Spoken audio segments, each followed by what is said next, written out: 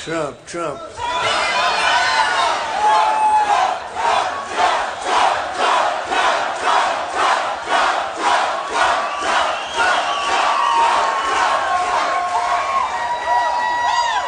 I was telling some of the folks backstage, I never, ever thought we'd do this well this fast. This has been so incredible. What's happened all over, but what's happened in Iowa, it's been really incredible. We've had some amazing results, and they continue to come in. Get a little shake-up in Iowa. I don't know what's going on.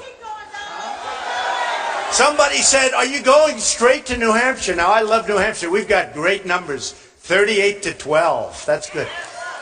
But we fell a little behind in Iowa, and some people are saying, how can it be? And I come out, I was just telling a group, we have the biggest crowds, we have the most enthusiastic crowds. Everybody said, and it's true. I mean, look at this. Somebody else would come, they'd have like 50 people, and they wouldn't need this room, believe me.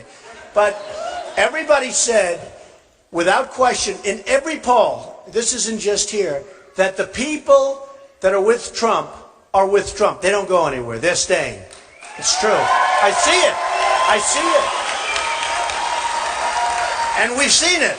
You know, a couple of times I say, well, that could be the end. Then they do something, I'm 10 points up. It's the craziest thing, right? But we'll take it. But they say the people are with, we have the most loyal people by far, and everybody says it.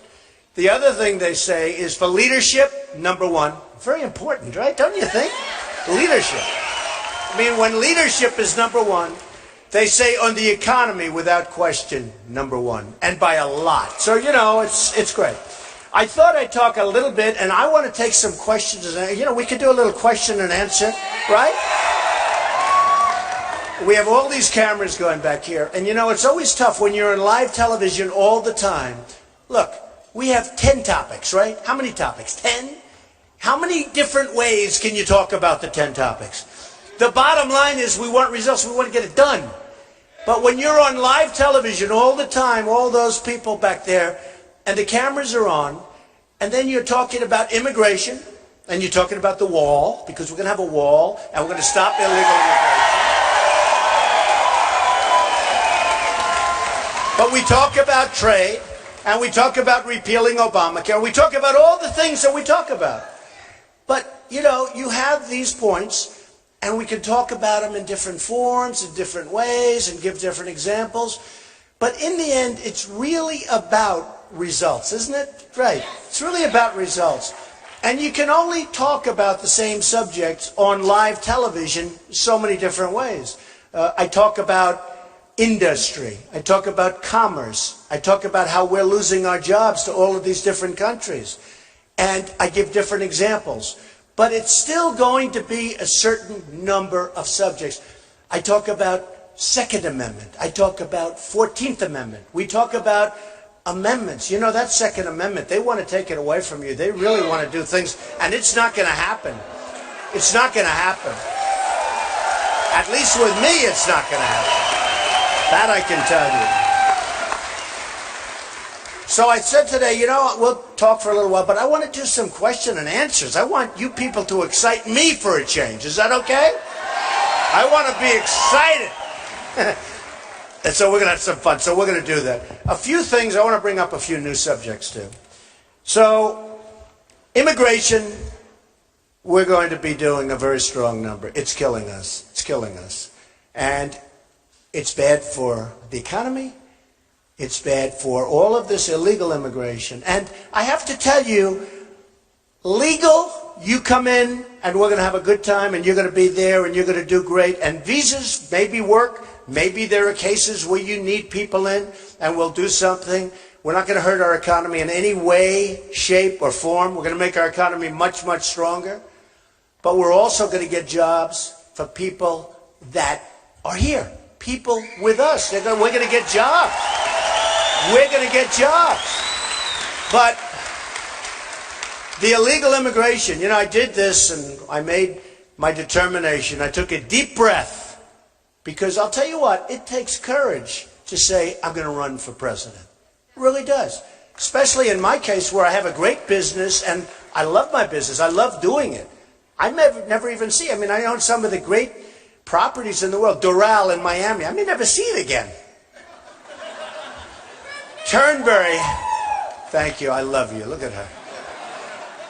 Turnberry in Scotland, one of the greatest, home of the British Open and all that. I may never see it again.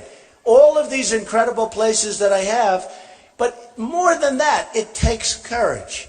Because when you do it, you're putting yourself out there beyond anything that anybody's done. And it even takes courage for a politician to do it. Now, at some point, some of these guys have to leave. Don't we agree? It's getting ridiculous. Because, like, tomorrow night we're having a debate. And I wish we had more time for the debate. I wish we had, not in terms of 3 hours, because who wants 3 hours? You know what, I could stand up for 20 hours if I had to, but who wants to watch that long? Hillary's debate essentially lasted for an hour and a half, and I was, you couldn't watch it. You have Hillary against a socialist slash communist, and nobody knows that. And honestly, he's not going to win, just so you understand. I mean, he's all kidding. He's not going to win, and neither is she. You're right. Long term. Well, she's being totally protected because, in theory, she shouldn't even be allowed to run. Still, she's being protected. It's a tough game. It's a nasty game, but she is being totally protected. But she's going to beat him, and you still have one more of these guys, O'Malley. So he'll be out like quickly, I guess. I don't know. What's he doing? What do they do when they have zero? They have zero. And I wouldn't say it against our folks, but they've treated me, some of them, some of the zeros have treated me so nastily, right? Because they want to start controversy, and they want to try and pick up some points. And you know what? I'm not even going to mention names. Usually I do. I love doing it. But everybody that's hit me so far has gone down. They've gone down. And they've gone down bigly. But, and a couple of the ones and zeros, they're the ones that hit the hardest. I mean, they're like desperate people. But they hit. One of them has a zero with an arrow pointing to the left. That means less than zero. And I don't understand. What does it mean? I assume it's a typo, but maybe not. But when you look at the things that are happening with our country, the trade situation with not just China. I talk about China all the time because that's the main abuser. That's the biggest abuser. The numbers are astronomical. Almost 400 billion a year in terms of imbalance. Think of it. 400 billion a year. And they send stuff over here, but we can't send stuff over there. They tax us. Big tax. A friend of mine can't get his stuff over there. The tax is so big. Big tax. Somebody bought an airplane in China. Here. Can't get it over there. It's a spoiled guy, rich guy, bought a beautiful plane. Can't get it over there because the tax is so massive that now he's selling it in this country. Because China won't let him have the plane and he has to pay a tax. I won't even tell you what the tax is. It's so astronomical that I don't even believe it myself. So I'm not going to say it because those guys will say, well, he was wrong. All I can tell you is it's a massive tax. Like, you don't buy planes here. Because if you do, you won't be able to get them back in. And here we accept all of their product. So we have almost a $400 billion trade imbalance with China. We have a $70 billion trade imbalance with Japan. We have a, with all that's going on now in the South China Sea, and you look, well, we have a destroyer, relatively small ship over there. I don't know if I'd want to be the captain of that ship right now. But they're being sort of mocked and scorned, and a lot of bad things can happen. But we have an agreement with Japan, and I love Japan, I love China, I love all these people, but their leaders are killing us. Because they're smarter, sharper, more cunning. The leaders of Mexico are killing us at the border and in trade. They're taking so many of our companies. Even Nabisco, my Oreos, they're taking Nabisco. Right? I'm never eating Oreos, I tell it all the time. They had some Oreos before in the plane, I said, I don't want to touch them. Bring them back. Are you allowed to bring them back? Bring them back, right? But I'm not happy. They're leaving Chicago and they're moving their big plant to Mexico. So when you see this happening, we have to stop it. And I'm not going to, I'm not going to beat around the bush and, let's talk and let's be nice and let's say everything. Nobody can do it like I do it. Nobody. Honestly, nobody. We can...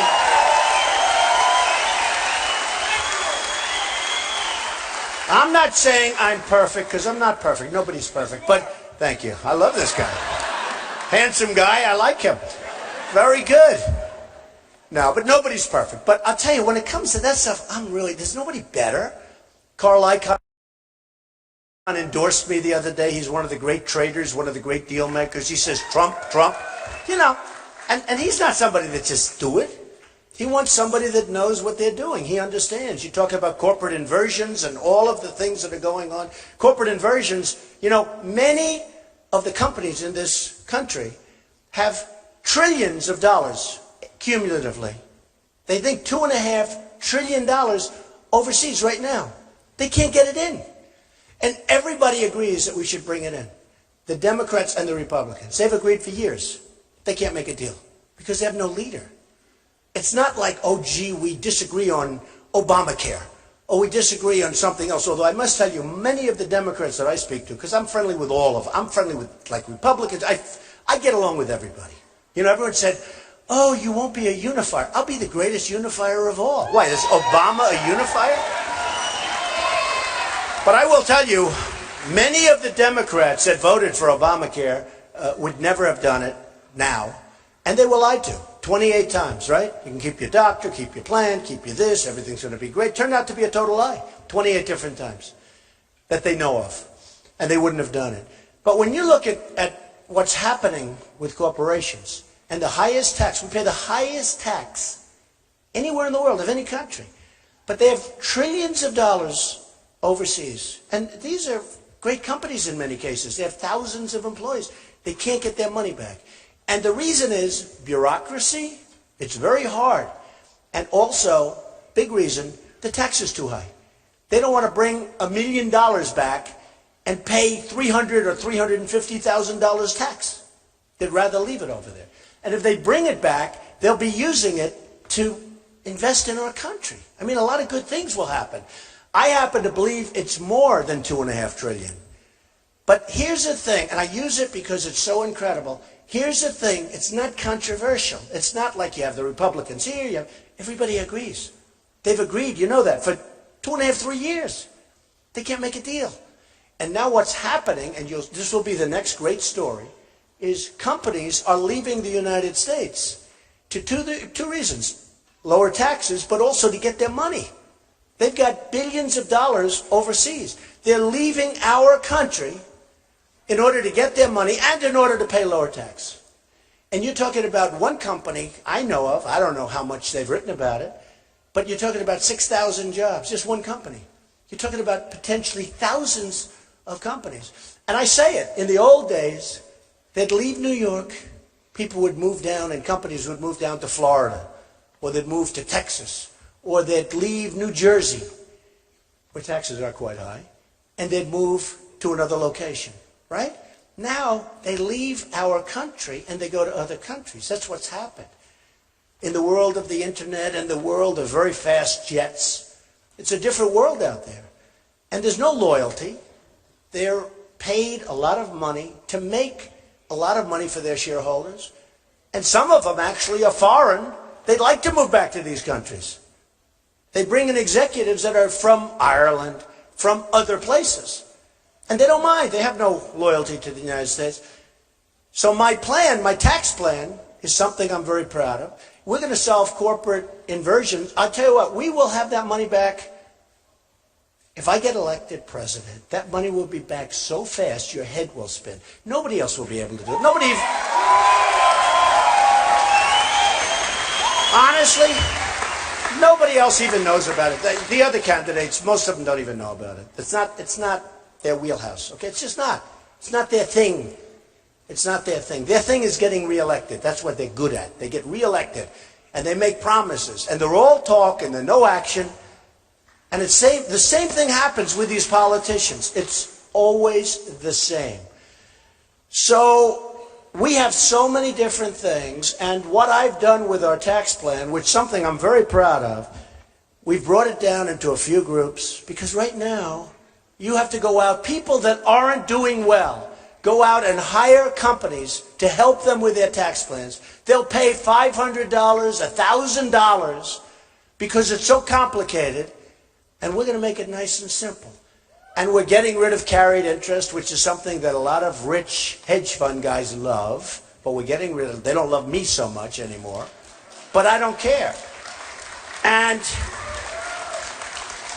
we're getting rid of a lot of things. So we're going to have a nice, simple tax return. Somebody said, oh, why isn't everybody paying? You know, 40%, a big percentage, will not pay any tax at all. People that are doing badly.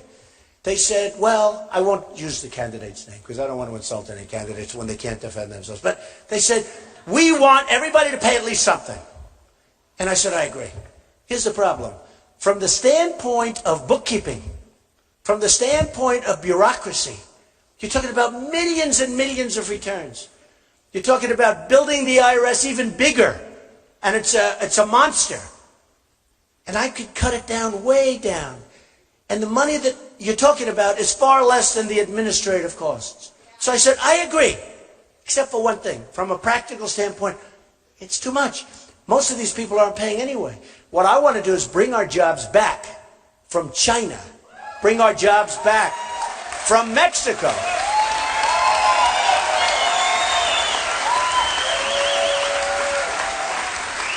Bring fairness to our deals, as an example, with Japan. I was in Los Angeles. Ships, the biggest ships you've ever seen. Cars are pouring off into this country, made in Japan. We give them practically nothing. The balance is so bad. The imbalance is so bad. You say how, and then we have all the strength. See, what our people don't know, and only somebody that wrote the art of the deal or that does this stuff, right? It's natural. It's like a great athlete, like a Jack Nicklaus. He always was able to sink that putt, right? You know, he's just better. And you have athletes, very few, but there are some people that have a certain ability.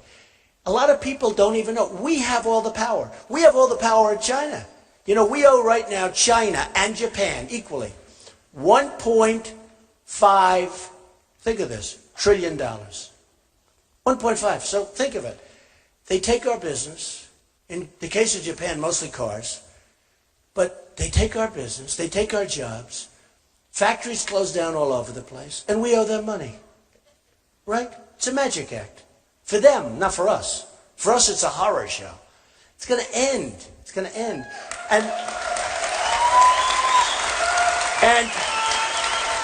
And people like Carl Icahn and people like the best I know the best negotiators in the world. Some of them I think are horrible people. I'll be honest with you. I don't care.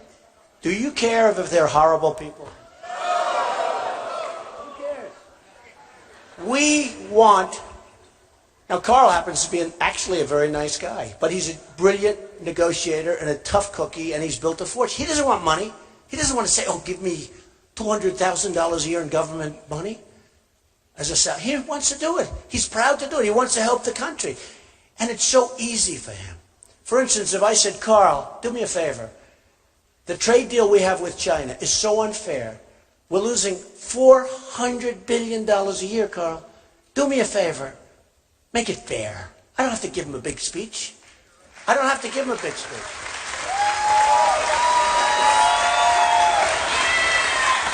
I mean, I can tell you that within a very, very short period of time, things will straighten out. I mean, things will straighten out. And it's going to be to our benefit. But think of it. If we're losing that kind of money, that imbalance, it's an imbalance. Some people would say that's not really a loss. It is a loss. If we have that kind of an imbalance, and supposing you brought it back to zero, or even if we lost $100 billion a year, that's a lot of money. Believe me, I couldn't sleep it. If I brought it to $100 billion a year, get rid of me in 4 years, all right? But supposing we brought it back to 100, or we brought it back to zero, do you know what that means for this country? Do you know the kind of money you're talking about?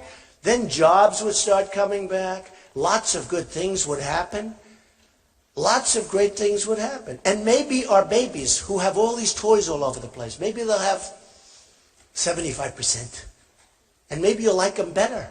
Maybe they'll be better. And they'll be manufactured here. Whenever I order television sets, I order thousands and thousands of television sets a year for different jobs. And whenever I order them, they're all coming from South Korea. They make all the television, other than Tony, but Sony has sort of lost its way a little bit. But Sony's Japan. But South Korea, LG, Samsung, I don't get bids from America. I'd love to. I'd love to. George Will said there's a company in South Carolina that makes television. I said, where are they? I'd like to have a good name, too, by the way. It's important. You know, when somebody's paying you a fortune for a hotel room, it's nice to see a good name, right? Do we agree? Right? Well, it was a company in South Carolina, but they don't really make them, they assemble them. In other words, the parts come in, they assemble them. But much different. But I'd love it if we made them. But you take South Korea. We defend South Korea for essentially nothing. You have the maniac over in North Korea that nobody ever talks about, by the way. Now, he really has nuclear weapons. And we don't talk about him. We made the worst deal ever made with Iran, right? The worst. No. These are the people that represent. These people are incompetent or stupid. You know, somebody said, you shouldn't say stupid. It's not, but it's true. They're stupid. I think. Unless, I don't know. Is there something going on that we all don't know about? Think of it. Point after point, we lost. We lost everything. We're giving them $150 billion. It's hard to believe. They're going to have all the... They don't have to develop... I tell somebody, they don't have to develop nuclear. They can buy it. What the hell do... Why should they develop it? They can buy it. And now all of a sudden they're going into Syria. They got so much money. They're a terrorist state. They're going into all of these different places. We're fighting them in Yemen, and yet we're making a deal with them. So why don't you say, hey, Yemen, out. Our prisoners, I want them back. I want them back. I don't want them over there. I want them back. And all we have to do, very simple, is if you have the right messenger. I'm the right messenger. You know, I've gotten to a point where I have to be braggadocious. It's terrible, right? Because I can't be so nice and say, we can all do a wonderful job. People can't do this kind of stuff. For instance, the wall. I said, I guarantee you that we're going to build a wall. It's going to be a real wall. We're going to have people come through, but they're going to come through illegally, or they're going to come through with visas, which is the same thing, if we need it. And we want people to come through. I want people to come through. I don't want to say no. But we have at least 11 million. You know, the scariest is nobody has any idea how many. You know, we've been hearing that number for years, like 11 million. We have no idea. I spoke to one of the top people. They have no idea. Might be 5 million. Might also be 32 million. Nobody could be 50. Where is he? Stand up. He might be closer than anybody else. Probably is. But we have to get him out. We have to... Look, it's harsh. Dwight Eisenhower, we all like Dwight, right? Remember the expression? Right? Dwight. I go, remember the time he got elected? I like Ike. How could he be bad? All right? And I think he was a nicer general than MacArthur and Patton. And I like Ike as a president, but I loved Patton and I loved General MacArthur. I love him. And we're going to find ourselves a Patton. And we're going to find ourselves, because we have a lot of smart guys in our military and women. We're going to find ourselves a Patton. Yeah, right here. I'll be the Patton. But we're going to find a Patton, or we're going to find a MacArthur. And I'm really good at that. We're going to find great people. Because, and I've told this story, where I watch these generals go on television. They shouldn't be on television. They shouldn't be talking. You know? They shouldn't be talking. They should be doing. And they asked a certain general, I'm not going to insult him, it was like a month and a half ago, on a show, talk show. I said, here's General so-and-so, one of the top people. I couldn't even say the top. I said, what's he doing on television? And he's saying, well, ISIS is very tough. You know, they're spread out. By the way, they took the oil that I said take. Remember I said take the oil? Always, take the oil. They're being funded by the oil that I said take. I don't want their damn oil, but you know what? It turned out to be another benefit of having it. Take the oil. And we didn't do it. We shouldn't have been in Iraq in the first place. And I said that in 2003. Shouldn't have been there. We totally destabilized the Middle East. We totally blew it. But we were there. Then Obama announces, because he's so predictable, we are leaving on a certain date in a year. Right? I couldn't believe it. I'm sitting there saying, did he really say that? He said, we will have all troops out by a certain day, right? Did he say that? And I said, no, tell me, please. Because I'm sort of a natural, like at things, like, I'm a very smart guy, but I know a lot of smart guys wouldn't pick that up. I pick it up. I say, oh, you know another one I got high marks on from every poll? Military.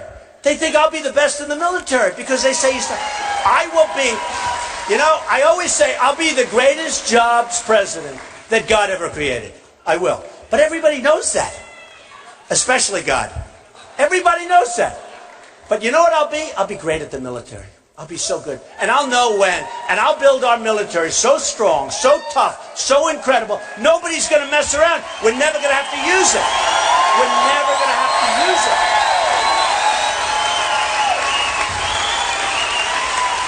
And I'm going to take care of our vets. Believe me, they're our greatest people. And our vets are not being treated as well as illegal immigrants. I'm going to take care of our vets. So, go back. So, the word is unpredictable. I made a business deal a year ago. And the guy, I beat him so badly. It was so beautiful. It's a beautiful thing. It's like a picture. For me, it's like a picture. That's my own problem, I guess. But to me, it's like a painting when you can do something like that. So I made this deal, and it was great. And they did a story on me recently, and it was a nice story. And I said, I hope they don't call this guy. They ended up calling this guy, what do you think about Trump? And he said, but in a respectful way, he said he won because he was so damn unpredictable. We didn't know what the hell he was going to do. That's a positive thing. That's a positive thing. I mean, if you're a poker player and you're predictable, you're not going home with much money. Okay? But it was really, I said, that's not nice what he said. First I said, that's not nice, I'm unpredictable. Then I said, wait a minute. He meant that as a compliment. And I called him. I said, what did you mean by that? He said, I think that's the greatest compliment I can pay. We could not figure you out. You came at us from 15 different angles. So with Obama, when he announces that we're leaving Iraq on a certain date, we shouldn't have been there. But once you announce the bad guys, remember they said the surge worked? You know why the surge worked? You know why? Because the bad guys all moved back. They said, hey, what do we have to get killed for? I mean, these people don't mind being killed. Can you believe it? But they say, if we don't have to, let's not. So they moved back, and they said, hey, they're leaving in, what was the date? Do you remember the date? Specific date to the day. We will have all troops out. I am a great president. So the bad guys, meaning the opponents, whatever you want to call them, they just said, they're leaving in a year.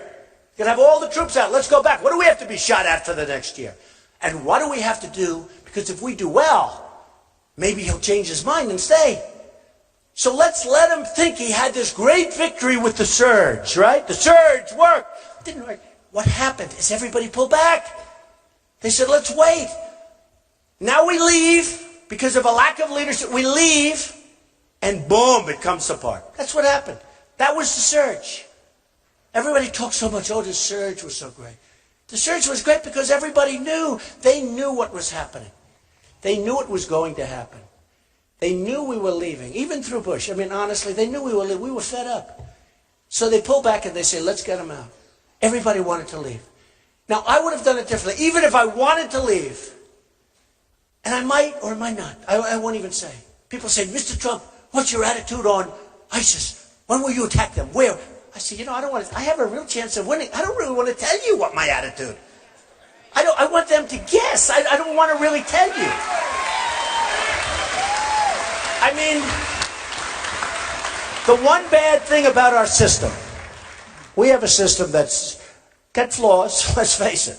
Hey, look at our leadership. It's got flaws. But you know the one bad thing? When I give that answer, they say, although some people, I see it here, some people say, we love that, we love that. But when I give that answer, people say, Trump doesn't know. He doesn't know. He didn't give an answer as to exactly what he's going to do. Exactly. What is he going to do? And I know exactly what I'm going to do. And eventually, after I was asked the question by 10 different reporters, all of whom are here tonight, by the way. I said, you know, here's the problem. If I don't give the answer, I'm not going to win. Because they write so incredibly negatively. So if I don't give the answer, I'm not going to win. They're going to say Trump wouldn't give us the answer. They don't know its unpredictability. They don't know its strategy. And I said it for a period of time, like a month. I would say, I don't want to tell you because I actually have a chance. Because from the time I announced, I've been at the top of the polls, almost at the top. You know, we're doing well. Iowa, will you get your numbers up, please? Hey.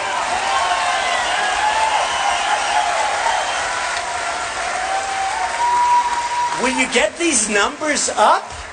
I promise you, I will do such a good job. First of all, I am a great Christian, and I am. I am. Remember that. And I do well with the evangelicals. But the evangelicals left me down a little bit this last month. I don't know what I did. But I am a great Christian. I'm a believer, and I believe in the Bible. And I even brought my Bible a month ago to a group signed by my mother, Mary, and with the address and the date. I won't tell you what date it was because you possibly you think I'm younger than that. But she didn't want anybody taking my Bible because that was very important to her. So it has I was so cute. She has the address, has the date. But I said to myself, you know, so by the way, before I forget, will you get the numbers up, Iowa, please? This is ridiculous. I mean, what is my competition? In all fairness, what is my competition? Do you think these guys, I'm not going to say Carson. I'm not going to say Rubio, who really is way down. I mean, I am second. It's not like terrible, but I don't like being second. Second is terrible to me. But do you think that Ben is going to go to China? These guys are fierce. Like they come into your office. I've made many deals with China. I've had great victories in terms of deals with China. They come into your office. There's no, hello, how are you? It's a wonderful day. They come in. We want deal. There's no games. I do this for a living. I'm really good at it, folks. Really good. And, you know, when you talk about energy, I'll tell you one thing. Everybody agrees, ooh, do I have energy? Ooh. I toss and turn, thinking about how I'm going to make the best deal for you, folks. I'll be tossing and turning. I will be tossing and turning. You're going to have so many deals that are so good for you. We're going to have numbers that are going to be so good. I always joke, you may get tired of it, but then I always take that back because nobody gets tired of winning. We don't win anymore. You know, think about it. Do we win at all, ever? We lose with the military. ISIS beats us, everybody. We lose with trade. When are we going to come back and say, we beat China on a deal? When are we going to come back? We beat Japan. Do you know that everybody said, oh, Japan, they have so power over us. They have so much power because we owe them 1.5 trillion. And they send all those cars. We don't, they have no power. If we ever say, listen, you're not going to treat us fairly, we don't want your cars anymore, they go out of business, folks. They're gone. Same thing with China. China's not even doing that well. But they just devalued their currency, the biggest in 2 decades. And the reason they did it, they could never thought, but we have so many other problems that they felt, oh, wow, we can get away with this. And it's going to make it impossible. Did you see the results the other day of Caterpillar Tractor? Horrible. Because they're not getting stuff out. Because everybody, Japan and China in particular, is devaluing their currency. That's their #1 weapon. And the stupid trade deal that we're making doesn't even cover it. That's their #1 weapon. And the trade deal that we're making doesn't cover it. So I only say this. And you know what? People might say, it's terrible. He's a terrible person, a terrible human being. He shouldn't, but I'm going to vote for him anyway. Okay, that's fine. I'm actually a nice person. I only say this. Nobody can do this stuff better than me. And I know all the guys I'm running against. They're wonderful people. Some of them I really like, but who cares? I was talking to one of the candidates the other day. I was talking about corporate inversions, and they didn't even know what the hell I was talking about. They had no idea. It's not their thing. And unless we stop all of the things that are going with other countries, and unless we make great trade deals, we're being eaten alive. That's why when you look at the phony numbers, we have 100 million people in our workforce that aren't working. Our real unemployment rate is probably 30%. It's not 5.3%. That was done for politicians, so they look good. It's not 5.3. How can you have 5.3 when you have 100 million people? You look for a job. If that young guy, that handsome young guy with the red hair right there, if he comes out and looks for a job, that's right, I'm talking about you. His mom is very happy. But if he comes out and he goes into the workforce and he looks for a job and he goes through college and all and he does well and then he can't get a job. And when he gives up, because at some point after months you give up, they essentially consider you employed. It's the most ridiculous thing. We have a tremendous tens of millions of people in that position. They can't find jobs. They're good people. They want to work. They can't. But it's not reflected in the real numbers because the politicians want to look good. So let me just, before we take some questions, I'm going to talk about something I've never really talked about on stage, but we should talk about it. It's called super PACs. It's one of the great scams of all time. It's one of the great scams. So we sent out, I think I had, and it's not me, people set them up. And I don't know, maybe they're setting up for my benefit. Let's take me. A guy sees me, likes me, sets up a super PAC. I don't talk to him, I don't do anything, but I think we had either 9 or 5 or 11. We don't even know. They're all over the place. Trump. One of them called it the Art of the Deal PAC after the book. They have all these PACs. And the money comes in. What do they do with the money? I don't know. And we aren't supposed to call them and everything. Okay. So we wrote a letter, a legal letter to, I think either 9 or 11 last week, saying, we don't want the money. Send it back. Because, again, what do they do with it? If some guy that's having a hard time, all of a sudden has $2 million sitting in a super PAC, do you think he's going to take ads for Trump? Maybe. And maybe not.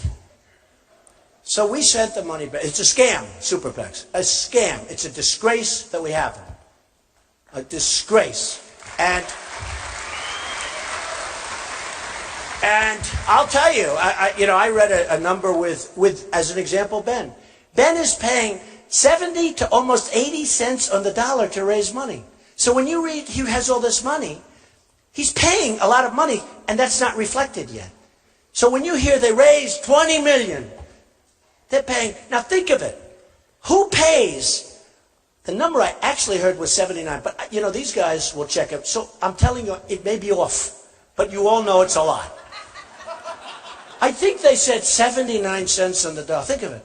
To raise the money, they take 79 cents before they get to use the money for what it's supposed to be.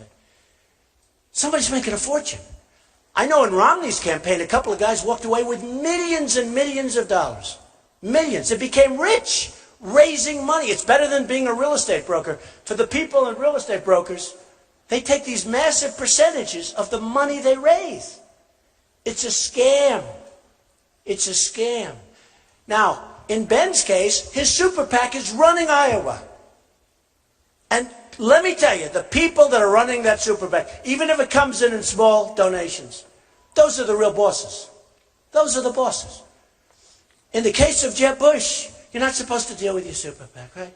So it was in the Wall Street Journal the other day. He has a super PAC fundraiser or something in a hotel. And right next to it, he had his campaign. Ballrooms. Did you read that? 2 ballrooms. One here, right next to each other. By coincidence, of course. They're not supposed to be coordination. They're not supposed to be talk. They're right next to each other. And that's nothing compared to what some of them are doing. It's a scam. And it should be stopped. And it's unfair to somebody like me that is spending my own money.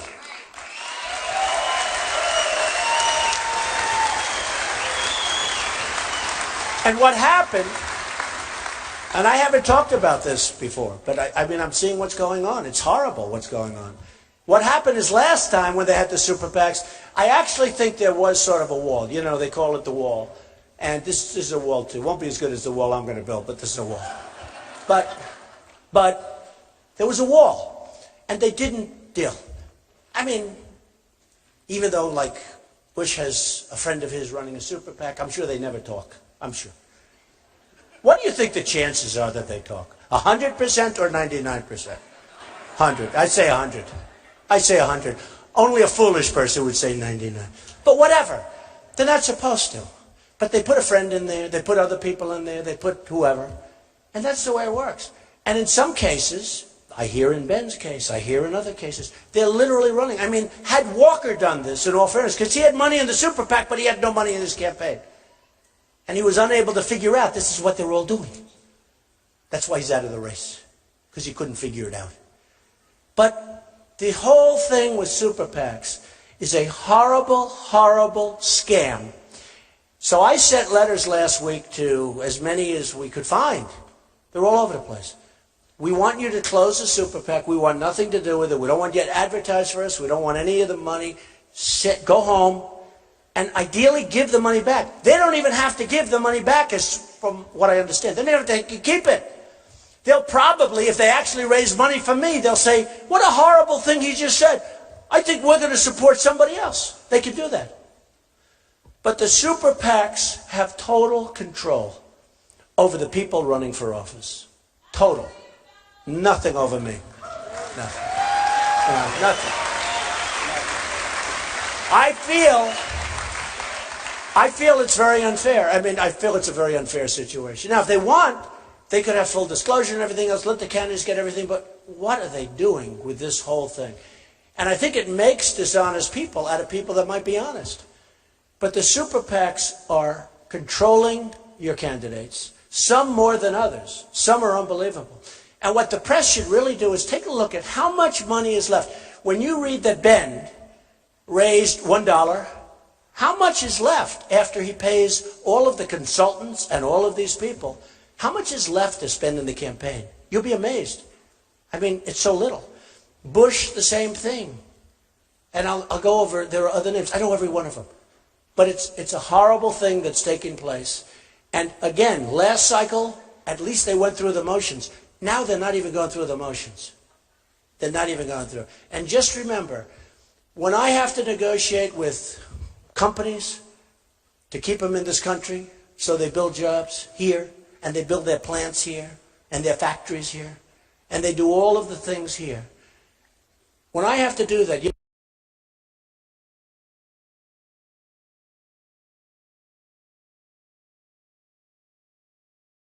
know, John Deere, I've paid them tens of millions of dollars. You can even check. I said to John Deere, I want an endorsement. I don't know if they'll give me an endorsement. I tell you, if they don't, they're not so smart. You know, I guarantee no other person gave John Deere. I mean, I bought probably more than $10 million worth of John Deere equipment. I love it. You know why? Iowa. I love it. I love it. When we can. And it's, by the way, it's a great company. It's a great company. But I buy a lot of stuff from John Deere because I have a lot of big developments that really require John Deere type equipment. I don't have to buy from them. I could buy from others. But I want to steer it to them when I can. But we have to do something to clean up this political mess because it's crooked stuff. It's crooked stuff. And it's got to stop. And it's very unfair to people that go out and do it the way you're supposed to do it, including me, where I put up I think I'm the only one. I know I'm the only one that's self-funded. I'm the only one. I'm putting up my own money. Other than, I always preface it, people write in to donaldjtrump.com or whatever, and they send me checks, like $20. I keep saying about the woman for $7.50, $50, $100. Because I don't want their money, but if you send it back, it's totally insulting. I mean, they always write letters, too. They write these beautiful letters. It's, Mr. Trump, I can't afford much, but and I know you don't need it, but I'm sending in $50 because it's so important what you're saying about the country. And it's beautiful. I mean, I've seen such beautiful letters. And if I sent it back, there is no letter I can write that's not going to be insulting to those people. Really. Dear Mr. So-and-so or Mrs. So-and-so, I don't need your money and thanks a lot, but we're going to do it ourselves. It's like, if I got that back, I'd say, who the hell does he think he is? So we take that, and it's something that I think is important. So I always preface it by saying, I don't consider that funding, but I'm self-funding my campaign. And I'm getting ready to put up millions. Millions. And something I'm very proud of that I think is great, and it's been really great. It hasn't been gotten very much publicity, hasn't gotten much publicity, but I have spent less money than any other candidate, okay? By far, I think. I don't know, probably a couple of guys that have nothing, so they just go around from, but I was told I spent less.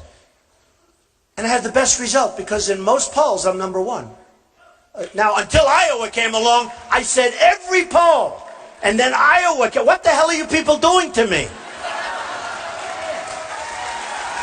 You know? I'm telling you. They said, why don't you skip Iowa? They told me that. Everybody said, skip Iowa. No. All of the political geniuses. A man just interviewed me backstage. Great reporter. He's actually a great reporter. Of course, if he writes a bad story, I won't say that. Then I'll read. But he is. He's a great reporter. And he said, would you ever think of maybe skipping Iowa, going right to New Hampshire? And then you go to South Carolina, where I'm leading by massive. You got to see the rallies we have. They're incredible. But you go to New Hampshire. You go to South Carolina. You go to Nevada. You do the SEC. And skip. I said, I can't do that. Because I have such an unbelievable relationship with the people from Iowa that I think we're going to win. I really do. I believe it. I believe it.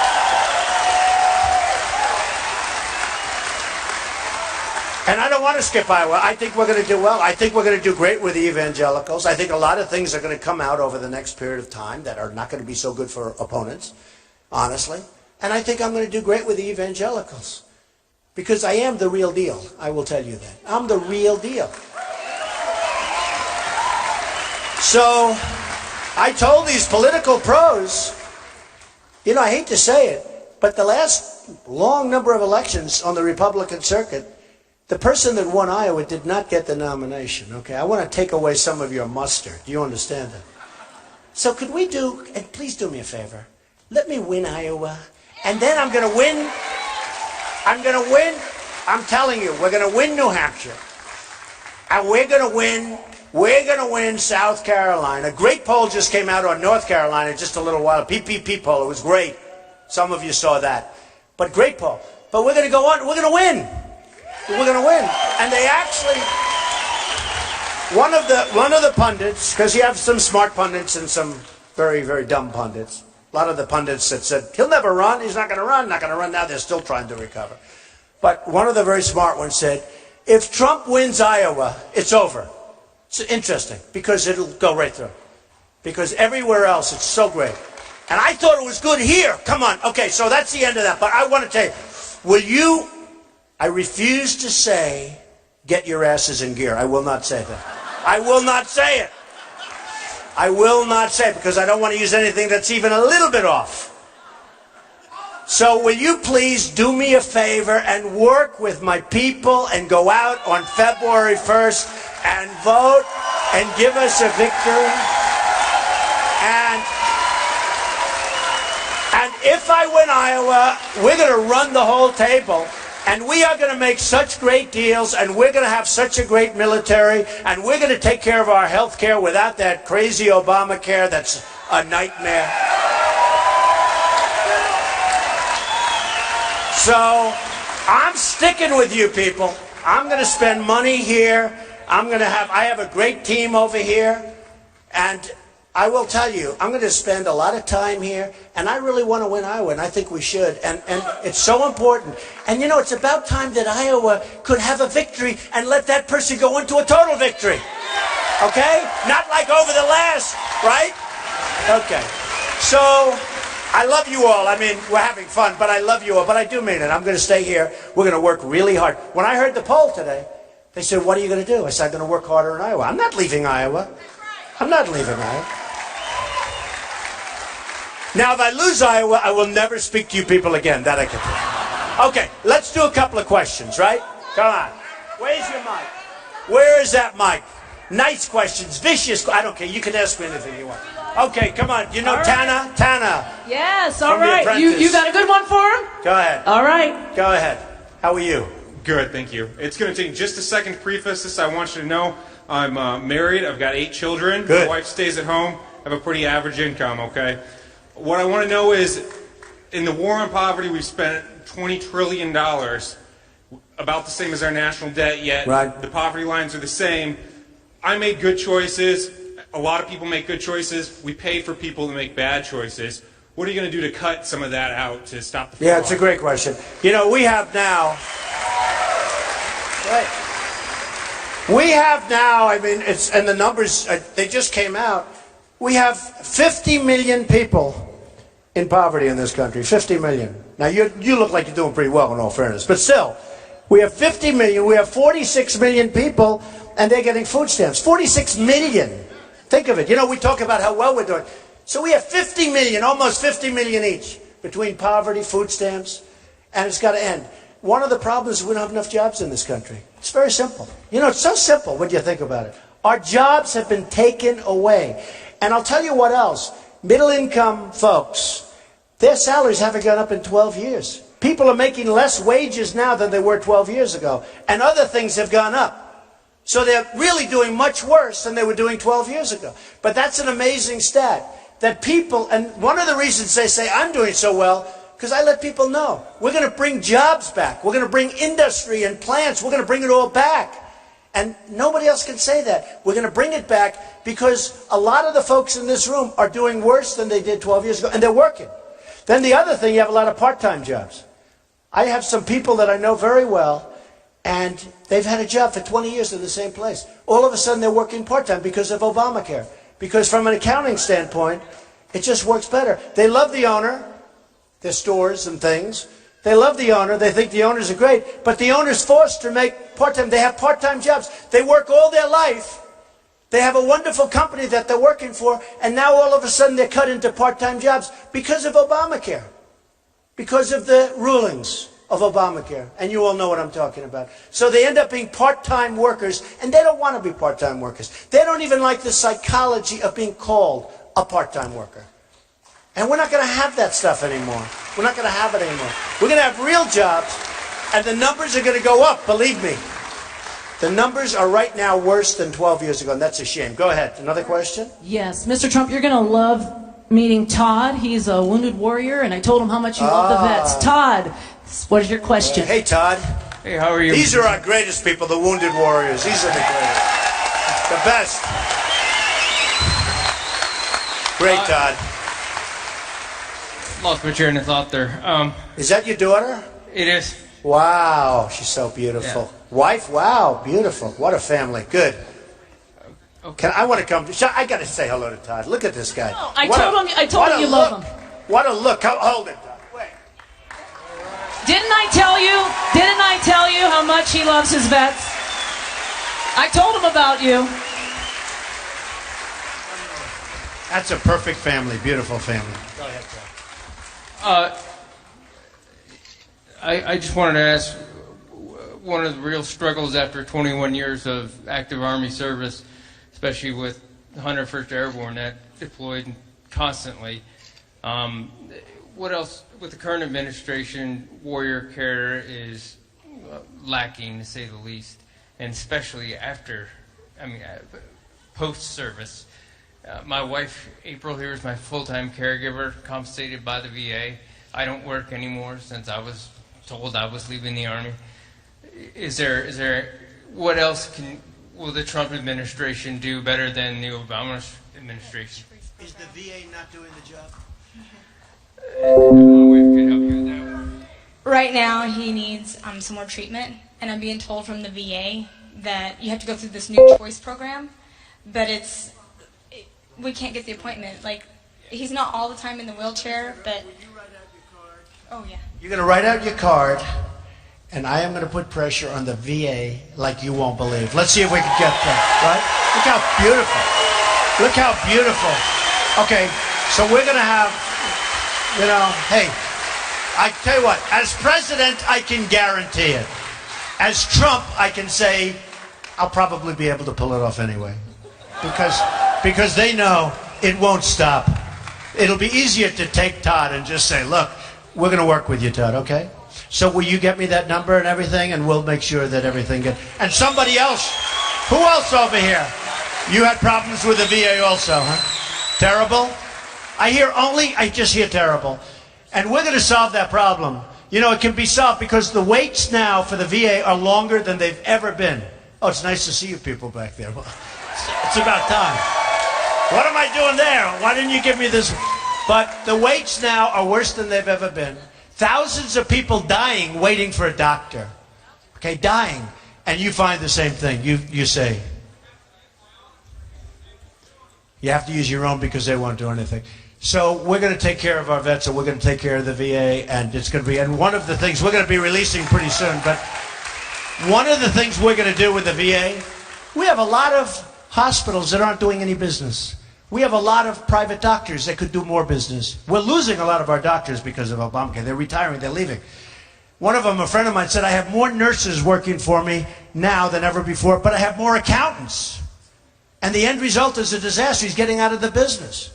He's got nurses, but he's got more accountants than he has because the paperwork is so crazy. So one of the things we're going to do is, if Todd or if you or if somebody has problems because of the waits, because the waits are unbelievable, 5, 6, 7 days sometimes, they're going to go to a private doctor, they're going to go to a private hospital or a public hospital that's in the area, and we're going to pay for that, and it's going to cost less money. It's going to cost less money than the system we have now, and you're going to end up getting much better care. It's going to cost less, and you get better care. So anyway, Todd, we're going to take great family. Great. Thank you. Oops, hold on one second. Hold on one second. We can't wait till Melania puts class back into the First Lady. We can't wait. And my question, I heard you talk about, she's beautiful, and we can't wait to see class. Love to be. What's your question? My question is, you talk oil. We have people, refineries, new refineries that have not been built. We haven't had new refineries in the United States since the 70s. Keystone Pipeline, what will you do with that? All right. So the Keystone Pipeline, first of all, I'd approve it because it's thousands of jobs, okay? I would approve it so fast. So fast. And Hillary should have approved it. You know, Hillary wanted to approve it, but she's been dragged so far left that she's, you know, forget it. It's a disaster.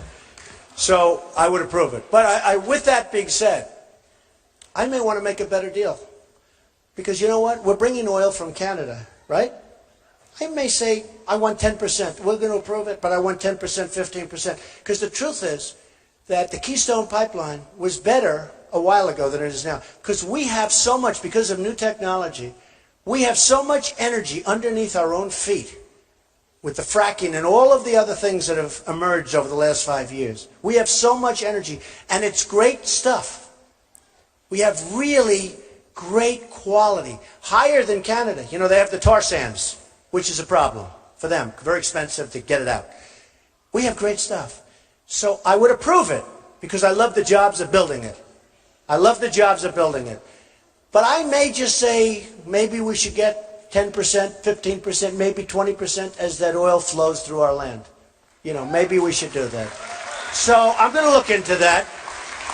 But when I approve it, I'll tell you what, when I approve it, it'll be a great deal for the United States. It won't be like, because right now what we're doing is we're approving it. We're not really getting anything. They're putting it underground, and that's good. And that's actually good environmentally. Better than having trucks going down the roads, everything else. But that's good environmentally. But we're not getting anything much for it. When I get finished with the Keystone, they'll be happy, and we'll be happy. Okay? So it'll be good. Okay. Question? Tana? Yeah, go ahead, Tana. We got one on the back. In the back on the bleachers. I love these Mr. people Trump. with the shirt. Look at those beautiful shirts, huh? Look how handsome he is with that shirt. Oh, yeah. Looks like he's 20 years old now. Okay, go ahead. What do we got? Do you have someone with a question? Who's got the mic? I'll hold it. I'm a physician, and when is somebody going to realize that you can put the insurance companies out of business by slowly lowering the age for Medicare? And once everybody gets to Medicare, they love it. That would put the insurance companies out of business. We'd have one system. Why doesn't anybody have enough guts to talk about that? Well, I'll tell you, in all fairness, Ben Carson said yesterday or the other day that he wants to abolish Medicare, okay? And you know what a disaster that is. Now, I'm sure at some point he'll take it back, but he said he wants to abolish Medicare. And one thing, people do like their Medicare. They do like it. And you are bringing up a point that I've heard before, and we're going to be looking at a lot of different things. But we're going to save Social Security, we're going to save Medicare, and that's the way it is, okay? We're not abolishing like other people. Okay, go ahead, next. You got another one? Okay, Good here we point, go. by the way. Okay, great. Hello. Okay, hi. So what is your plan for the budget, and how do you plan to finance immigration reform? It's a lot of people. Okay, it's a lot of people, but you know what? It's costing us $200 billion a year, immigration in this country right now. And Dwight Eisenhower was going to say, he moved 1.5 million people in the 1950s, early 1950s, moved them out. We had tremendous illegal immigration problems. Dwight Eisenhower, nice guy, he moved 1.5 million people out of the United States. And you know what happened? He moved them right across the border, and they came back. And they moved them again, and they came back. They moved them a third time, they came right back. And then, you know, they were tougher in those days. They moved them all the way south. All the way south. And they didn't come back. Now, we have to do it. We have no choice. We either have a country or we don't. And I want them to come back. But I want them to come back with papers. I want them to come back legally. I want them to come back. The good ones. The good ones. Well, but only the good ones. We got some bad ones. You remember the heat I took with illegal immigration? Remember that heat? For 2 weeks, Rush Limbaugh said he has received more incoming than any human being I've ever seen. And then he doubled down. He thought it was pretty good. And he's good. Really good. But you know what? I took a lot of heat. And then you had Kate in San Francisco killed, shot in the back. And so many others. And people started looking. And let me tell you, we have some wonderful people over here. And they're here illegally, but they're wonderful people. Okay? And we'll try and get them back real soon, and we'll do it through a legal process. But we also have some really bad gang members. You know, some of the gangs in L.A., they're made up of illegal immigrants. And we have unbelievable police forces that don't get the respect that they should get. They don't get it.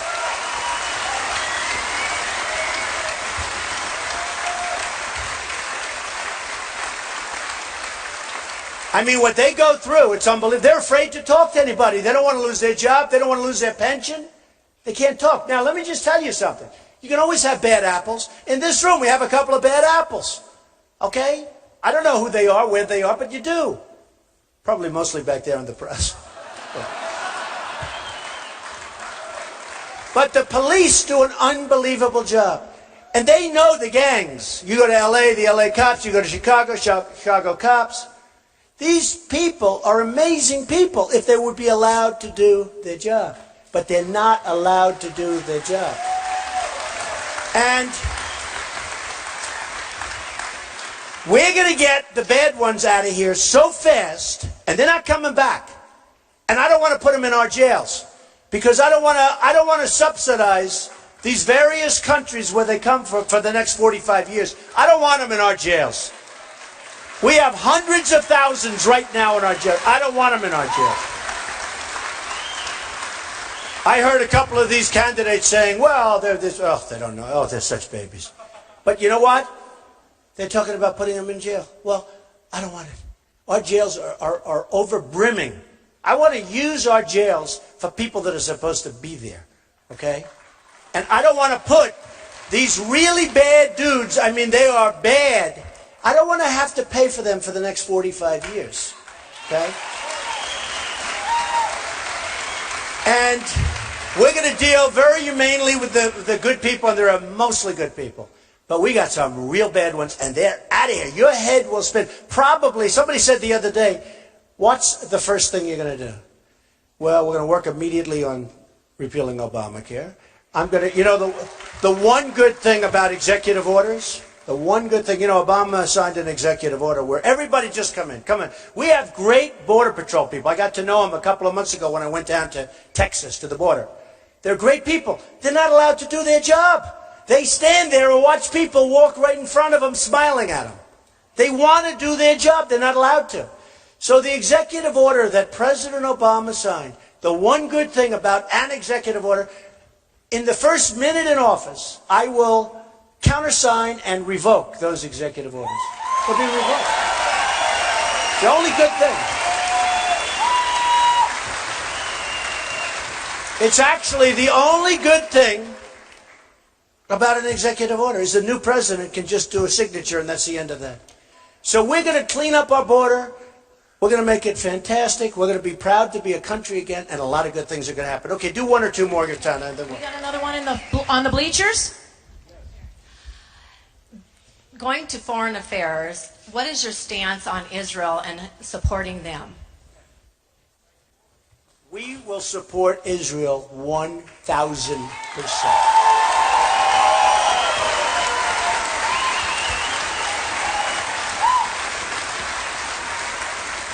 Israel feels so left alone, and I know Bibi, and I know a lot of my friends are from Israel, and they feel so left out. And so many people say, you know, I have so many Jewish friends where they say, why did I support Obama? I think he's the worst thing that's ever happened to Israel.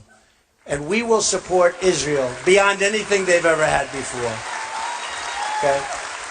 That's an easy one. That's the easiest question of the night. Okay, go ahead, Tana. Okay, we've got a young adult. Okay, hello. Hi, my question is, it goes back to immigration reform.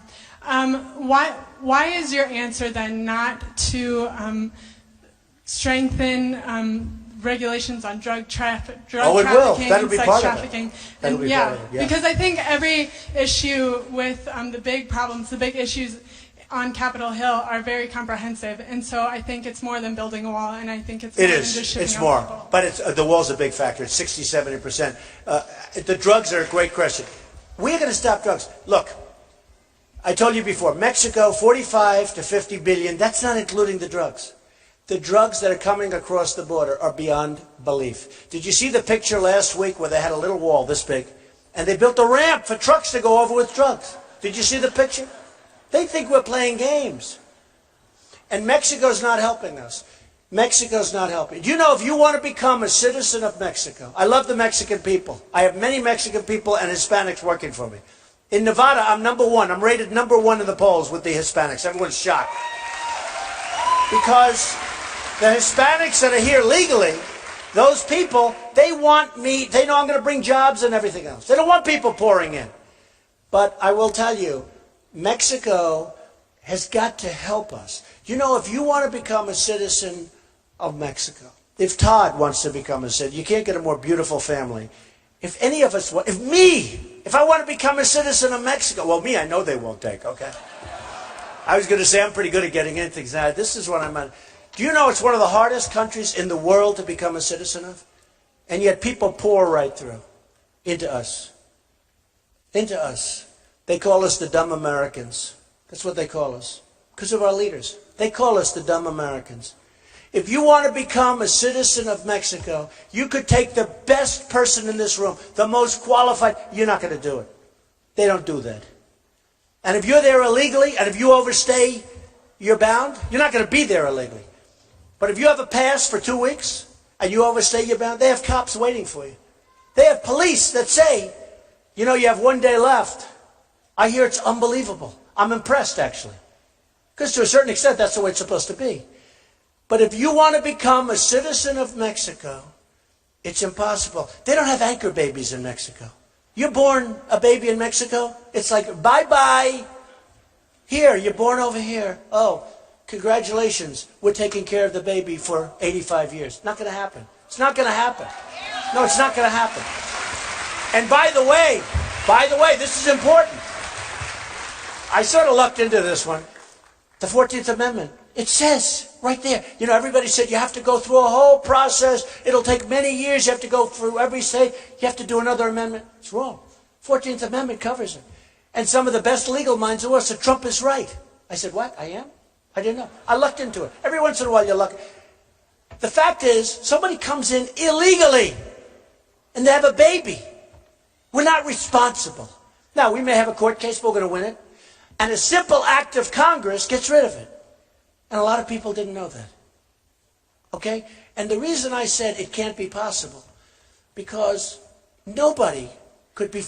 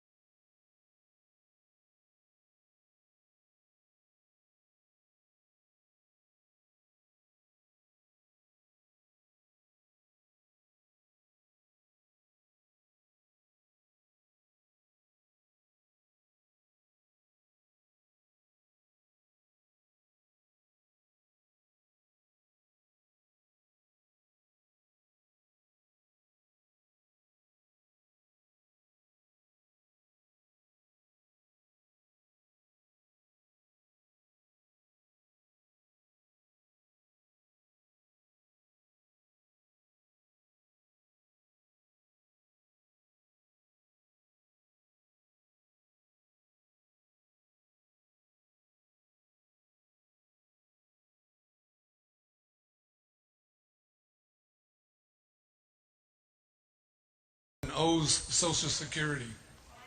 Well, you know, the amazing thing is that the politicians in this country live by a whole different standard when it comes to health care, when it comes to everything they have, including what you just said in terms of Social Security. Our politicians live by a different standard, and I think that shouldn't happen. And some of them tried to do it. You know the story in Obamacare. They don't have to take it. They live by a different standard. And that's not going to happen. Everybody's going to live by the same standard. They're going to have the same standard as the poorest person in this room. That's the way it's going to be. All right, do one more question. Tana, do one more question. Oh, one more. Go ahead, Tana. I can't get over there. I'm right here with the mic. Who do we got? Okay. By the way, isn't Tana great? Oh, right? thank you. You're sweet. She's great. We have a young adult. You know who's also great? Sean Johnson, right? I love Sean. Sean Johnson is great. Go ahead. Hi. I was just wondering who you're considering to be like your running mate or your vice president.